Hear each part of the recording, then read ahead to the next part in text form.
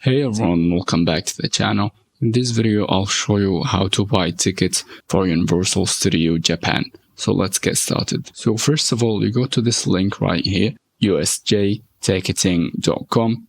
And after that, you have to scroll down and then you have to select the ticket that you want. Let's say you want 2 days studio pass, 1 to 5 days. So you basically just have to check the ticket that you want. Let's say you just wanted one of these, and then you have to select the date. Let's say you wanted to make it on the 24th, and then you have to press on add to cart, and after that you have to press on next step.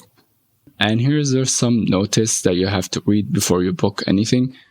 And after that you scroll down and you select if you want any express pass.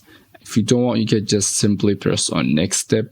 And in here, there's some extras that you can choose if you want as well. If you don't want, you can simply press on next step. And in here, there's the child and the senior ticket if you have a child with you. And then you have to press on checkout. And in here, you can simply add your first and last name and then the phone number.